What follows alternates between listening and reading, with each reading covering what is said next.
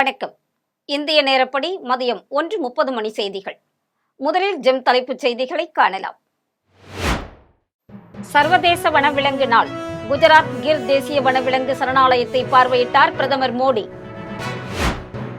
நாகையில் 39,000 பேருக்கு 200 கோடியில் நலத்திட்ட உதவிகள் இன்று வழங்கினார் முதலமைச்சர் மு.க. ஸ்டாலின். நீட் ரகசியத்தை உடனடியாக சொல்ல வேண்டும், எடப்பாடி பழனிசாமி வலியுறுத்தல். கடன் தொகையை திருப்பி தராத வழக்கு. மறைந்த நடிகர் சிவாஜி கணேசன் வீட்டை ஜப்தி செய்ய சென்னை உயர்நீதிமன்றம் உத்தரவு. சீமான் மீதான வழக்கு விசாரணைக்கு இடைக்கால தடை விதித்தது உச்சநீதிமன்றம். மியான்மரில் நிலநடுக்கம் ரிக்டர் அளவில் 4.2 பதிவு. மகளிர் பிரீமியர் லீக் போட்டி. ஊபி வாரியர்ஸ் குஜராத் ஜெயண்ட்ஸ் அணிகள் இன்று மோதல். இனி விரிவான செய்திகளை காணலாம். குஜராத் கிர் தேசிய வனவிலங்கு சரணாலயத்தை பிரதமர் மோடி இன்று பார்வையிட்டார். குஜராத் மாநிலத்துக்கு 2 நாள் பயணம் மேற்கொண்ட பிரதமர் மோடி சர்வதேச வனவிலங்கு நாளை ஒட்டி கிர் தேசிய வனவிலங்கு சரணாலயத்தை இன்று பார்வையிட்டார். உலகில் ஆசிய சிங்கங்களின் ஒரே வாழ்விடமாக திகழும் கிர் சரணாலயத்துக்குள் சிங்கம் உள்ளிட்ட வனவிலங்குகளை மிக அருகில் பார்க்கும் லயன் சஃபாரியை பிரதமர் மோடி மேற்கொண்டார். பலத்த பாதுகாப்புடன் லயன் சஃபாரி சென்ற மோடி சிங்கங்களை கேமராக்கள் மூலம் புகைப்படங்கள் எடுத்து மகிழ்ந்தார்.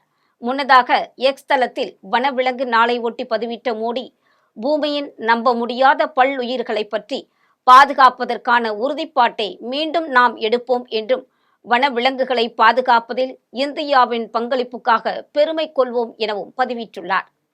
நாகையில் 39,000 பேருக்கு முதலமைச்சர் மு.க. ஸ்டாலின் நலத்திட்ட உதவிகளை வழங்கினார்.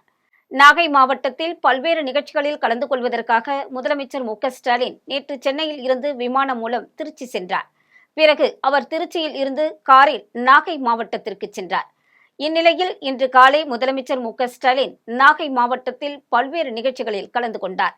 நாகை தம்பிதுரை பூங்காவில் இருந்து புத்தூர் வரை முதலமைச்சர் மு.க. ஸ்டாலின் ரோட் ஷோ மேற்கொண்டார். சாலையின் இருபுறமும் ஆயிரக்கணக்கானோர் திரண்டிருந்து முதலமைச்சர் மு.க. ஸ்டாலினை வரவேற்றனர். அப்போது பொதுமக்களிடம் அவர் மனுக்களையும் பெற்றுக்கொண்டார். பின்னர் நாகையில் நடந்த விழாவில் 38,956 பயனாளிகளுக்கு 200 கோடியே 27,31,700 ரூபாய் மதிப்புள்ள நலத்திட்ட உதவிகளை வழங்கினார். 105 பேருந்து போக்குவரத்துகளையும் தொடங்கி வைத்தார். முன்னதாக நாகை மாவட்ட திமுக செயலாளரும் தமிழ்நாடு மீன் வளர்ச்சிக் கழக தலைவருமான கௌதமன் இல்ல திருமண விழாவில் கலந்து கொண்டு மணமக்களை வாழ்த்தினார். பின்னர் நாகையில் கட்டப்பட்டுள்ள திமுக கட்சி அலுவலகமான தளபதி அறிவாலயத்தையும் திறந்து வைத்தார். நீட் ரகசியத்தை அப்பா மகன் உடனடியாக சொல்ல வேண்டும் என்று எடப்பாடி பழனிசாமி தெரிவித்துள்ளார். அதிமுக பொதுச் செயலாளர் எடப்பாடி பழனிசாமி தனது எக்ஸ் வலைத்தளத்தில் வெளியிட்டுள்ள பதிவில், விழுப்புரம் மாவட்டம் திண்டிவனத்தில் நீட் தேர்வு குறித்த அச்சம் காரணமாக இந்துமதி என்ற மாணவி தற்கொலை செய்து கொண்டுள்ளார் என்ற செய்தி மிகுந்த அதிர்ச்சியை ஏற்படுத்தியுள்ளதாகவும், அவரை இழந்து வாடும் அவரது குடும்பத்தினருக்கு ஆழ்ந்த இரங்கல் என தெரிவித்துள்ளார். மேலும் அந்த நீட் ரகசியத்தை அப்பா மகன் உடனடியாக சொல்ல வேண்டும் என்றும், அப்படி இல்லை என்றால் திமுக பொய்தான் சொன்னது என்ற உண்மையை ஒப்புக்கொண்டு இனியாவது எந்த நீட் மரணமும் நிகழாவண்ணம் தடுக்க வேண்டும் என வலியுறுத்தியுள்ளதாக அதில் தெரிவிக்கப்பட்டுள்ளது. மறைந்த நடிகர் திலகம் சிவாஜி கணேசன் வீட்டை ஜப்தி செய்ய சென்னை உயர்நீதிமன்றம் உத்தரவிட்டுள்ளது. நடிகர் திலகம் சிவாஜி கணேசனின் பேரனும் நடிகருமான துஷ்யந்த், அவரது மனைவி அபிராமி ஆகியோர் பங்குதாரர்களாக உள்ள ஈசன் புரொடக்ஷன்ஸ் நிறுவனம் சார்பில் விஷ்ணு விஷால், நிவேதா பித்துராஜ் ஆகியோரின் நடிப்பில் ஜகஜால கில்லாடி என்கிற படத்தை தயாரிப்பதற்காக கடன் வழங்க கோரி தனபாக்கியம் என்டர்பிரைசஸ் என்கிற நிறுவனத்தை அணுகினர். பல்வேறு தவணைகளில் 4 கோடி ரூபாய் கடன் பெற்ற நிலையில் 30% வட்டியுடன் திருப்பி செலுத்த வேண்டும் எனவும், படத்தின் அனைத்து உரிமைகளை வழங்க வேண்டும் எனவும், 2018 அக்டோபருக்குள் படத்தை முடிக்க வேண்டும் எனவும் ஒப்பந்தம் போடப்பட்டது. ஆனால் கடன் தொகையை திருப்பி தராததை அடுத்து தனபாக்கியம் என்டர்பிரைசஸ் நிறுவனம் சென்னை உயர்நீதிமன்றத்தில் வழக்கு தொடர்ந்தது. இது தொடர்பான வழக்கில் நடிகர் சிவாஜி கணேசனின் வீட்டை ஜப்தி செய்ய சென்னை உயர்நீதிமன்றம் உத்தரவு பிறப்பித்துள்ளது. எடப்பாடி பழனிசாமியை எதிரியாக அல்ல, உதிரியாகத்தான் பார்ப்பதாக அமைச்சர் சேகர்பாபு சென்னையில் பேட்டியளித்துள்ளார். சென்னையில் இந்து சமய அறநிலையத்துறை அமைச்சர் சேகர்பாபு செய்தியாளர்களுக்கு பேட்டியளித்தார். அப்போது அவரிடம் முதல் எதிரி திமுக தான் என்று எடப்பாடி பழனிசாமி கூறியிருப்பது குறித்து கேள்வி கேட்கப்பட்டது. அதற்கு பதிலளித்த அவர், எதிரிகளே இல்லை, நான் தான் எதிரி என்கிறார். அவரை எதிரியாக பார்க்கவில்லை, உதிரியாகத்தான் பார்ப்பதாக அவர் கூறினார். 2026ஆம் ஆண்டு 200 அல்ல 200ஐ தாண்டி திமுக தலைமையில் உள்ள மதச்சார்பற்ற கூட்டணி வெல்லும் என்றும், இதை நாளைய வரலாறு சொல்லும் என்றும் அவர் கூறினார். +2 பொதுத் தேர்வை மொத்தம் 8,21,057 பேர் எழுதுகின்றனர். +2 மாணவ மாணவிகளுக்கான பொதுத் தேர்வு தொடங்கியது. இந்த தேர்வை 3,78,545 பள்ளி மாணவர்கள், 4,24,023 பள்ளி மாணவிகள், 18,344 தனித் தேர்வர்கள், 145 சிறைவாசிகள் என மொத்தம் 8,21,057 பேர் எழுதுகின்றனர். இன்று முதல் 25ஆம் தேதி வரை தேர்வுகள் நடக்க உள்ளன. இன்று தமிழ் மொழி பாடத் தேர்வு நடைபெற்றது. இந்த தேர்வை மாணவ மாணவிகள் எழுதுவதற்கு ஏதுவாக 3,316 தேர்வு மையங்கள் அமைக்கப்பட்டுள்ளன. தேர்வை கண்காணிக்க ஒவ்வொரு நாளும் 45,000க்கும் மேற்பட்ட ஆசிரியர்கள், தேர்வு முறைகேடுகளை தடுக்க 4,800க்கும் மேற்பட்ட பறக்கும் படைகள் தேர்வு பணியில் ஈடுபடுகின்றனர். தேர்வு நடைபெறவுள்ள பள்ளிகளில் தொடர் மின்சாரம் வழங்கும் வகையில் அனைத்து ஏற்பாடுகளும் செய்யப்பட்டுள்ளது. கரூரில் ஸ்கேட்டிங் போட்டியை அமைச்சர் செந்தில் பாலாஜி பங்கேற்று துவக்கி வைத்தார். கரூரைச் சேர்ந்த கருப்பையா லதா தம்பதியின் 5 வயது மகள் மாதங்கி ஸ்ரீ. இவர் ஸ்கேட்டிங்கில் சிறந்து விளங்கியதால் உலக சாதனை நிகழ்த்த அவரது பெற்றோர் விரும்பினர். முன்னதாக பல்வேறு உலக சாதனைகளை சிறுமி படைத்துள்ளார். அதில் குறிப்பாக 365 சுற்றுகள், 26.5 கிலோமீட்டர் தூரம் ஸ்கேட்டிங், 1 மணி நேரம் இடைவிடாத ஸ்கேட்டிங் உள்ளிட்ட பல்வேறு உலக சாதனைகளை அவர் படைத்துள்ளார். இதையடுத்து மேலும் ஒரு உலக சாதனையாக கரூர் வெங்கமேடு பகுதியில் இருந்து 5 ரோடு செல்லும் சாலையில் 20 கிலோமீட்டர் தூரத்தை 1 மணி நேரம் 1 நிமிடத்தில் இடைவிடாது ஸ்கேட்டிங் செய்து முதல் இளம் வயது சிறுமி என்ற உலக சாதனையை படைத்து நோபல் வேர்ல்ட் ரெக்கார்ட் புரிந்துள்ளார். மேலும் கின்னஸ் வேர்ல்ட் ரெக்கார்டிற்கு பதிவும் செய்துள்ளார். இந்த உலக சாதனை நிகழ்ச்சியை அமைச்சர் செந்தில் பாலாஜி கலந்து கொண்டு துவக்கி வைத்தார். இதில் பள்ளி தாளாளர் மணிராஜ், தலைமை ஆசிரியர் மற்றும் ஆசிரியர்கள், ஸ்கேட்டிங் பயிற்சியாளர்கள் என பலர் கலந்து கொண்டனர். தேர்தலுக்காக திமுக மும்மொழி கொள்கையை எதிர்க்கிறது என்று தூத்துக்குடியில் நாம் தமிழர் சீமான் தெரிவித்துள்ளார். தூத்துக்குடி வாகைக்குளம் விமான நிலையத்தில் நாம் தமிழர் ஒருங்கிணைப்பாளர் சீமான் செய்தியாளர்களை சந்தித்தார். அப்போது பேசிய அவர் இவ்வாறு தெரிவித்தார். இது இன்னைக்கு வரல, இந்த தொகுதியை நாங்க சீரமைக்கிறோம். இங்கே சீரமைக்கிறோம்னு ஐயா கருணாநிதி அவர்கள் சீரழிச்சது தெரியுமில்ல உங்களுக்கு. எந்த சமூகத்துக்கும் ஒரே இடத்துல வாக்கு குவியாம பிரிச்சு போட்டு, இப்ப எனக்கு தொகுதி கிடையாது, என்னுடைய தொகுதி இளையான்குடி, என் சொந்த தொகுதியை தூக்கி மானாமரில சேர்த்து அதை தனி தொகுதியாக்கி நாங்கெல்லாம் போட்டியிடவே முடியாது. உங்களுக்கு விளங்குதுன்னு நினைக்கிறேன். புதுக்கோட்டைக்கு புதுக்கோட்டை ஒரு மாவட்டம் தானே, பாராளுமன்றம் இருக்கா, நாடாளுமன்றம் இருக்கா? புதுக்கோட்டைக்கென்று ஒரு நாடாளுமன்ற தொகுதி அந்த மாவட்டத்துக்கென்று இருக்கா? அது திருச்சியோட சேர்த்து விட்டீங்க. இதுல பாதி அங்க இருக்கும், அதுல பாதி இங்க இருக்கும். அதே மாதிரிதான் இப்ப வருது. இது இன்னைக்கு கொண்டு வரல இந்த பிரச்சனையை. அப்பவே நீங்க பேசி முடிவு பண்ணிருக்கணும். இன்னைக்கு தேர்தல் வரும்போது இதை பேசுறீங்க. தேர்தல் வரும்போது மும்மொழி கொள்கையை எதுக்குறேன்றீங்க. தேர்தல் வரும்போது புதிய கொள்கையை நீங்க ஏற்றுக்கிட்டீங்க, செயல்படுத்திட்டீங்க வேற பேர்ல. இல்லம் தேடி கல்வி அந்த புதிய கல்விக் கொள்கையில இருக்குது. அதான் நீங்க கொண்டு வந்தீங்க. கன்னியாகுமரி மாவட்டத்தில் 22,461 மாணவ மாணவிகள் 85 மையங்களில் +2 தேர்வு எழுதுகின்றனர். கன்னியாகுமரி மாவட்டத்தில் நாகர்கோவில், மார்த்தாண்டம் ஆகிய 2 கல்வி மாவட்டங்களில் உள்ள பள்ளிகளிலிருந்து +2 தேர்வு எழுதுகின்றனர். மார்த்தாண்டம் கல்வி மாவட்டத்தில் 5,768 மாணவர்கள், 5,797 மாணவிகள் என்று 11,565 பேரும், நாகர்கோவில் கல்வி மாவட்டத்தில் 5,156 மாணவர்கள், 5,740 மாணவிகள் என்று 10,896 பேர்கள் என்று மொத்தம் 22,461 பேர் எழுதுகின்றனர். இதற்காக மாவட்டத்தில் 85 மையங்களில் தேர்வுகள் நடக்க ஏற்பாடு செய்யப்பட்டுள்ளது. ஒவ்வொரு தேர்வு மையத்திலும் தலைமை ஆசிரியர் நிலையிலான ஒரு முதன்மை கண்காணிப்பாளர், அரை கண்காணிப்பாளர்கள் நியமிக்கப்பட்டிருக்கின்றார்கள்.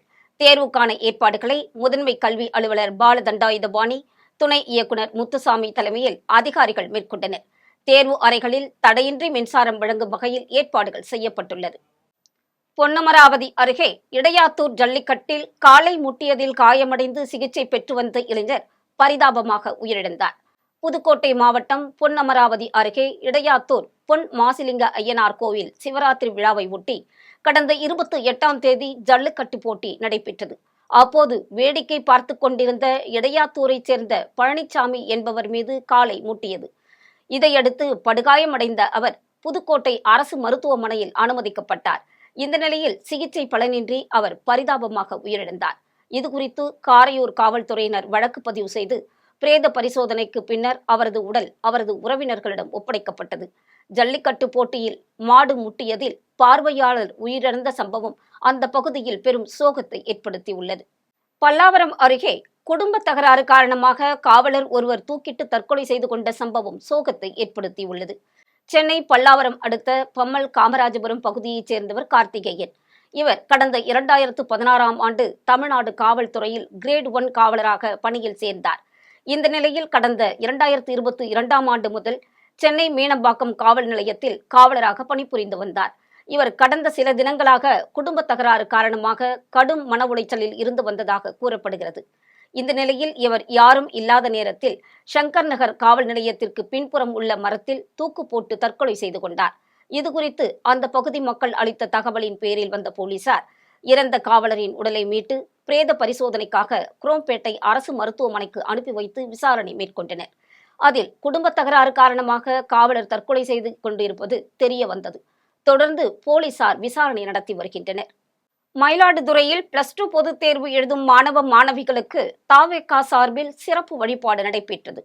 தமிழ்நாட்டில் 12ஆம் வகுப்பு பொதுத் தேர்வு இன்று தொடங்கியது. அந்த வகையில் மயிலாடுதுறை மாவட்டத்தில் 10,443 மாணவ மாணவிகளுக்கு தமிழக வெற்றிக் கழகத்தின் சார்பில் பட்டமங்கல தெருவில் உள்ள ஸ்ரீம் ஓம் வரசித்தி விநாயகர் கோவிலில் சிறப்பு வழிபாடு செய்யப்பட்டு ரூபாய் 2 லட்சம் மதிப்பிலான பொருட்களும் வழங்கப்பட்டது. தமிழக வெற்றிக் கழகத்தின் மாவட்ட செயலாளர் குட்டி கோபிநாத் தலைமையில் அரசு பள்ளி மாணவ மாணவிகளுக்கு இனிப்பு மற்றும் பேனா, பென்சில், ரப்பர், ஸ்கேல் அடங்கிய எழுது பொருட்களையும் வழங்கி வாழ்த்து தெரிவித்தனர். திருச்சியில் சாலையில் ஆபத்தான முறையில் இருசக்கர வாகனத்தை இயக்கிய நபரிடமிருந்து போலீசார் வாகனத்தை பறிமுதல் செய்துள்ளனர். திருச்சி மாவட்டம் சமயபுரம் காவல் நிலைய சரகத்திற்கு உட்பட்ட திருச்சி சென்னை தேசிய நெடுஞ்சாலையில் கடந்த 25ஆம் தேதியன்று அடையாளம் தெரியாத நபர் ஒருவர் நம்பர் பிளேட் இல்லாத இருசக்கர வாகனத்தில் சாலையில் ஆபத்தான முறையிலும் மற்ற வாகனங்களுக்கு இடையூறு ஏற்படுத்தும் வகையிலும் வாகனத்தை இயக்கிய வீடியோ சமூக வலைதளங்களில் பரவி வந்தது.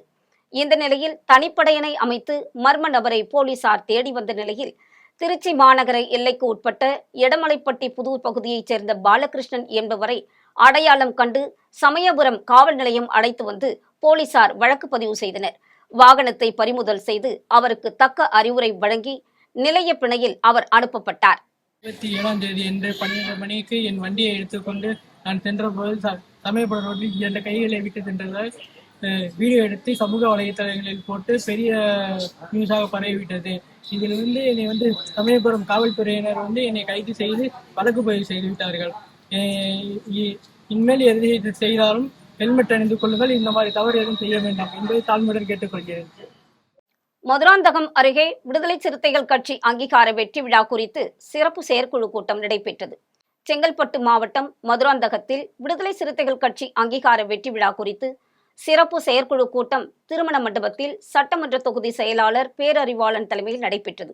கூட்டத்தில் தேர்தல் ஆணையத்தில் மாநில கட்சியாக அங்கீகாரம் பெற்றவை குறித்தும் கட்சியின் பொதுச் செயலாளர் துரை ரவிக்குமாருக்கு தமிழக அரசு அண்ணல் அம்பேத்கர் சார்பில் விருது பெற்றவை உள்ளிட்டவை குறித்தும் முக்கிய தீர்மானங்கள் நிறைவேற்றப்பட்டது. இதில் ஒன்றிய செயலாளர்கள் கதிர்வாணன், முகிலன், பன்னீர்செல்வம், தயாநிதி, சமத்துவன் உட்பட கட்சி நிர்வாகிகள் பலர் கலந்து கொண்டனர். பழனி அருகே சரக்கு வேனுடன் மணல் அள்ளிக் கொண்டிருந்த 4 பேரை ஆயக்குடி போலீசார் கைது செய்தனர். திண்டுக்கல் மாவட்டம் பழனி அருகே ஆயக்குடி மேற்கு தொடர்ச்சி மலையடிவாரத்தில் நீர்வரத்து ஓடைகள் பல உள்ளன.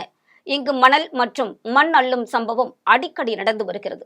இந்த நிலையில் ஆயக்குடி அருகே உள்ள சட்டப்பாறை ஓடையில் மணல் அள்ளுவதாக கிராம நிர்வாக அலுவலர் சந்திரசேகரனுக்கு தகவல் கிடைத்தது.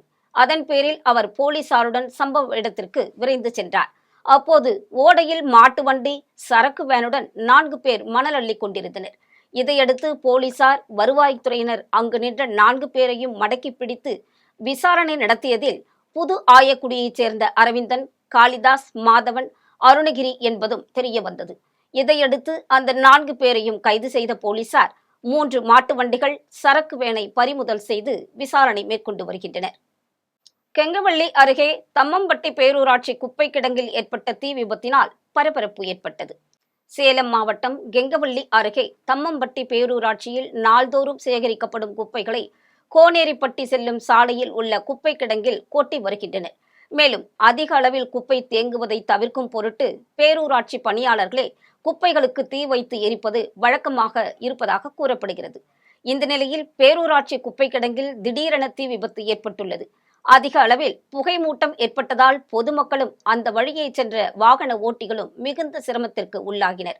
இதுகுறித்து தகவல் அறிந்து வந்த தீயணைப்புத்துறையினர் குப்பை கிடங்கில் ஏற்பட்டுள்ள தீயை அணைக்கும் பணியில் ஈடுபட்டனர். மேலும் இந்த பகுதியில் பெருமாள் கோவில், அரசு தொடக்கப்பள்ளி, குடியிருப்பு பகுதிகள் இருப்பதால் குப்பை கிடங்கை மாற்று இடத்தில் செயல்படுத்த நடவடிக்கை எடுக்க வேண்டும் என அந்த மக்கள் கோரிக்கை விடுத்தனர். பண்ருட்டியில் தமிழக வெற்றிக் கழகம் சார்பில் அறிமுக கூட்டம் மற்றும் ஆலோசனை கூட்டம் நடைபெற்றது.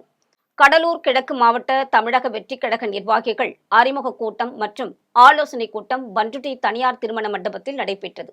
இந்த கூட்டத்திற்கு சிறப்பு அழைப்பாளராக கிழக்கு மாவட்ட செயலாளர் ராஜ்குமார், மாநில செயலாளர் ராஜசேகரன் ஆகியோர் கலந்து கொண்டு சிறப்புரை ஆற்றினார்கள். அப்போது எதிர்வரும் 2026 சட்டமன்ற தேர்தலில் தமிழக வெற்றிக் கழக தலைவர் விஜயை முதல்வராக்க வேண்டும் எனவும் தெரிவித்தனர். இதில் 1000க்கும் மேற்பட்ட தமிழக வெற்றிக் கழக கட்சியினர் கலந்து கொண்டனர். கட்சியினுடைய முதல் பாத்தீங்கன்னா நம்மள்ட்ட ஜாதி மதம் எதுவும் அதுக்கு அப்பாற்பட்ட கட்சினா அவங்களோட தமிழக வெற்றிக் கழகம் தான். நம்மளுடைய கொள்கை தலைவர்கள் பாத்தீங்கன்னா வேலு நாச்சியார் அவர்கள், பெருந்தலைவர் காமராஜர் அவர்கள், தலைவர் பெரியார் அவர்கள், புரட்சியாளர் அம்பேத்கர் அவர்கள், மக்கள் சேவை அஞ்சலி அம்மாள் அவர்கள், பெண்களுக்கு முக்கியத்துவம் கொடுத்த ஒரு கட்சின்னு பார்த்தோம்னா அது தமிழக வெற்றி கழகம் தான். நம்மளுடைய கொள்கை தலைவர்ல எந்த கட்சிக்காரனும் இது வரைக்கும் பெண்களை கொள்கை தலைவரா வச்சது கிடையாது. முதல் கட்சி தமிழக வெற்றி கழகம் தலைமுறை தான். கெங்கவெள்ளியில் முதலமைச்சர் மு.க.ஸ்டாலின் பிறந்தநாளை ஒட்டி பொதுமக்களுக்கு இனிப்புகள் வழங்கப்பட்டது. சேலம் மாவட்டம் கெங்கவெள்ளி பேரூராட்சியில் திமுக சார்பில் முதலமைச்சர் மு.க.ஸ்டாலின் பிறந்தநாள் விழா நகர கழக செயலாளர் பாலமுருகன் தலைமையில் நடைபெற்றது. மேலும் அங்குள்ள அண்ணா, கலைஞர் ஆகிய தலைவர்களின் திருவுருவ சிலைகளுக்கு மாலை அணிவித்து மரியாதை செலுத்தினர். பின்னர் அங்கிருந்த பொதுமக்களுக்கு இனிப்புகள் வழங்கியும் பட்டாசு வெடித்தும் மகிழ்ச்சியுடன் கொண்டாடினர். இந்த நிகழ்வில் பேரூராட்சி மன்ற தலைவர் லோகாம்பாள், துணைத் தலைவர் மருதாம்பாள் நாகராஜ், மாவட்ட இளைஞரணி துணை அமைப்பாளர் பிரகாஷ், பேரூராட்சி கவுன்சிலர்கள் தங்கப்பாண்டியன், மூர்த்தி, பேரூர் கழக பொருளாளர் மற்றும் ஜெகதீசன், வெங்கட், மணிகண்டன் உள்ளிட்டோர் பலர் கலந்து கொண்டனர். திருச்செந்தூர் சுப்பிரமணிய சுவாமி கோவிலில் மாசி திருவிழா கோலாகலமாக கொடியேற்றத்துடன் தொடங்கியது. திருச்செந்தூர் சுப்பிரமணிய சுவாமி கோவிலில் மாசி திருவிழா கொடியேற்றத்தை ஒட்டி அதிகாலை 1 மணிக்கு கோவில் நடை திறக்கப்பட்டு 1:30 மணிக்கு விஸ்வரூப தீபாராதனையும் 2 மணிக்கு உதய மார்த்தாண்ட அபிஷேகமும் நடைபெற்றது. தொடர்ந்து கோவில் கொடிமரம் முன்பு சிறப்பு பூஜைகள் செய்யப்பட்டு அதிகாலை 5 மணிக்கு கோவில் செப்பு கொடிமரத்தில் மாசி திருவிழா கொடியை பட்டாச்சாரியார் முத்துக்குமார சுவாமி அவர்கள் ஏற்றினார். அப்போது அங்கு இருந்த ஆயிரக்கணக்கான பக்தர்கள் பக்தி கோஷமிட்டனர். தொடர்ந்து கொடிமரத்திற்கு பால், தயிர், பன்னீர், இளநீர் உட்பட 16 வகையான திரவியங்களால் அபிஷேகம் நடைபெற்றது. விழாவின் சிகர நிகழ்ச்சியான 10ஆம் திருநாள் தேரோட்டம் 12ஆம் தேதி நடைபெற இருக்கின்றது. இதற்கான ஏற்பாடுகளை கோவில் நிர்வாகத்தினர் செய்து வருகின்றனர். திருப்போரூர் கந்தசுவாமி கோவில் மாசி பிரம்மோற்சவ பெருவிழா கொடியேற்றத்துடன் கோலாகலமாக துவங்கியது. செங்கற்பட்டு மாவட்டம் திருப்போரூரில் கந்தசுவாமி கோவில் அமைந்துள்ளது. இந்த கோவிலில் மாசி பிரம்மோற்சவ பெருவிழா கொடியேற்றத்துடன் துவங்கியது. தொடர்ந்து இரவு கிளி வாகனத்தில் கந்தசுவாமி வீதி உலா வருவார். தொடர்ந்து நாளை காலை தொட்டி உற்சவம், இரவு பூத வாகனம் வீதி உலா நடைபெற உள்ளது. விழாவின் முக்கிய நிகழ்வான தேரோட்டம் 9ஆம் தேதி காலை 9 மணிக்கு துவங்குகிறது. இதில் வள்ளி தெய்வானையுடன் கந்தசுவாமி பெருமாள் அலங்கரிக்கப்பட்ட தேரில் 4 மாட வீதிகளில் உலா வந்து பக்தர்களுக்கு அருள் பாலிக்க உள்ளார். இன்று நடைபெற்ற கொடியேற்றத்தில் திரளான பக்தர்கள் கலந்து கொண்டு சுவாமி தரிசனம் செய்தனர். கீழ்பெண்ணாத்தூரில் ஸ்ரீ அங்காள பரமேஸ்வரி அம்மன் கோவில் தேர் திருவிழா மிக விமரிசையாக நடைபெற்றது.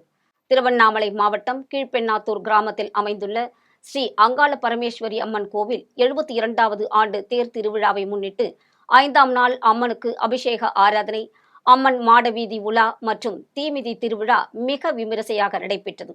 இந்த கோவிலின் திருவிழா கடந்த பிப்ரவரி மாதம் 26ஆம் தேதி கொடியேற்றத்துடன் தொடங்கியது. இந்த திருவிழாவில் விநாயகருக்கு அபிஷேக ஆராதனை, அம்மன் அலங்காரத்துடன் வீதி விழா வருதல், அம்மன் வேடமணிந்து மயான கொள்ளை, வல்லான கண்டி, சம்ஹார அம்மன் அலங்காரத்துடன் வீதி உலா வருதல் உள்ளிட்ட நிகழ்ச்சிகள் நடைபெற்றது. இதில் திரளான பக்தர்கள் கலந்து கொண்டு தீ மிதித்து நேர்த்திக்கடனும் செலுத்தினர். பின்பு கலந்து கொண்ட பக்தர்களுக்கு கோவில் நிர்வாகம் சார்பில் அன்னதானமும் வழங்கப்பட்டது. கெங்கவள்ளியில் அங்காள பரமேஸ்வரி அம்மன் கோவிலில் தீமிதி திருவிழா சிறப்பாக நடைபெற்றது. சேலம் மாவட்டம் கெங்கவள்ளி ஆத்தூர் சாலையில் உள்ள அங்காள பரமேஸ்வரி அம்மன் கோவிலில் கடந்த 27ஆம் தேதி மயான கொள்ளை நடைபெற்றது. அதன் தொடர்ச்சியாக 3வது நாள் அங்காள பரமேஸ்வரி அம்மன் ஆலயம் முன்பு அமைக்கப்பட்டிருந்த தீக்குண்டத்தில் பக்தர்கள் இறங்கும் நிகழ்ச்சி நடைபெற்றது. அப்போது பக்தர்கள் தீமிதித்து தங்களது நேர்த்திக்கடனை செலுத்தினர். இனி வருவது விளையாட்டுச் செய்திகள்.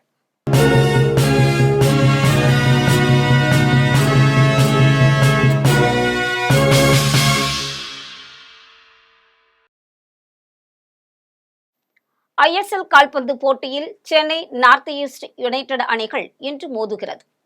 13 அணிகள் இடையிலான 11வது இந்தியன் சூப்பர் லீக் கால்பந்து போட்டித் தொடர் இந்தியாவின் பல்வேறு நகரங்களில் நடந்து வருகிறது. இந்த தொடரில் இன்று சென்னையில் நடைபெறும் லீக் ஆட்டத்தில் சென்னை நார்த் ஈஸ்ட் யுனைடெட் அணிகள் மோத உள்ளன. இந்த தொடரில் இதுவரை நடந்துள்ள லீக் ஆட்டங்களின் முடிவில் நார்த் ஈஸ்ட் யுனைடெட் புள்ளிப்பட்டியலில் 6வது இடத்திலும் சென்னை 10வது இடத்திலும் உள்ளது. மகளிர் பிரீமியர் லீக் போட்டியில் ஊபி வாரியர்ஸ் குஜராத் ஜெயின்ஸ் அணிகள் இன்று மோதுகிறது. 5 அணிகள் பங்கேற்கும் மகளிர் பிரீமியர் லீக் T20 கிரிக்கெட் தொடர் கடந்த 14ஆம் தேதி குஜராத் மாநிலம் வதோதராவில் தொடங்கியது. 2ஆம் கட்ட போட்டிகள் பெங்களூரில் கடந்த 21ஆம் தேதி தொடங்கி நேற்று முன்தினம் முடிவடைந்தது. இந்த நிலையில் இந்த தொடரில் நேற்று ஓய்வு நாளாகும். இதையடுத்து இந்த தொடரின் 3வது கட்ட லீக் ஆட்டங்கள் இன்று முதல் லக்னோவில் ஆரம்பமாகின்றன. இன்று இரவு 7:30 மணிக்கு லக்னோவில் நடைபெறும் 15வது லீக் போட்டியில் ஊபி வாரியர்ஸ் மற்றும் குஜராத் ஜெயின்ஸ் அணிகள் மோதுகின்றன. இனி வருவது தங்கம் வெள்ளி விலை மற்றும் பங்குச்சந்தை நிலவரம்.